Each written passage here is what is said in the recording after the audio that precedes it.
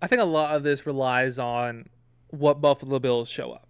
What Buffalo Bills show up on Sunday, because this is a team that's had a very up and down season. And you look at early on in the season, obviously they blew us out. They opened off the season losing to the Jets, and then they win their next two games by a combined 60 points nearly. They blow us out, then go to London to lose to the Jaguars, barely beat the Giants, and then lose 3 out of 4 games. And then now they've won 4 games in a row, including to the Chiefs, including destroying the Cowboys. And then they narrowly escape a victory over the Chargers and the Patriots. This is a team that you just look at what they've done all season long. It's so difficult to project game to game what you're going to get from this team, what you're going to get from Josh Allen. They won 2 of those games with Josh Allen throwing, I believe, just above or below 100 yards.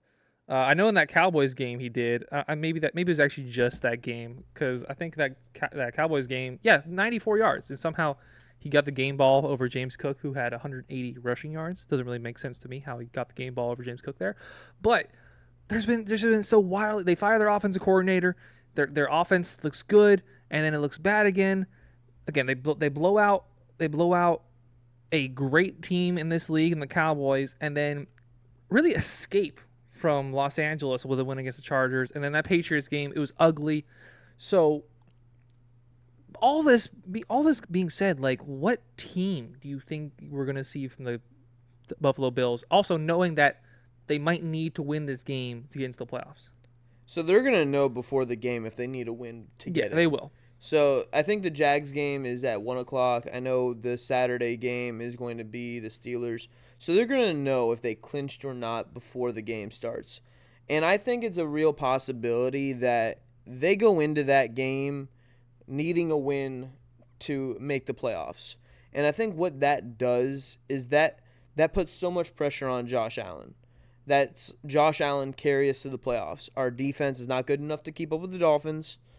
You have to carry us to the playoffs. And we've seen Josh Allen, and we've seen him at the beginning of these games where where everybody's like, carry us. Oh, Lord, please carry us. He kind of like fumbles in the beginning. He does something to turn over the ball and is careless with the ball. And then it bites him in the ass. And then he eventually kind of like makes it a close game. And then they end up losing. He still has yet to win an overtime game in his career. And I think that's what we're going to see is it's going to be Josh Allen just forcing everything. And now, obviously, he's going to get his, but I think it's going to end up being a lot of turnovers, possibly 3, maybe 4, that the Dolphins can, take advantage of. But where are those? Who's going to cause those turnovers when you're missing your best 2 edge rushers, you're missing your number 2 corner, your best safety is still, he's still coming back from that injury. He did not have a good game last week with Javon Holland. You got Jalen Ramsey on one side, but we know that based on what we've seen this year from Vic Fangio, that he's not going to put just the best corner available on Stephon Diggs. That's not true, because he didn't have Xavier Howard shadow Diggs. However, we did see him have Jalen Ramsey shadow Garrett Wilson. So we've seen that one time. We didn't see that against Devontae Adams.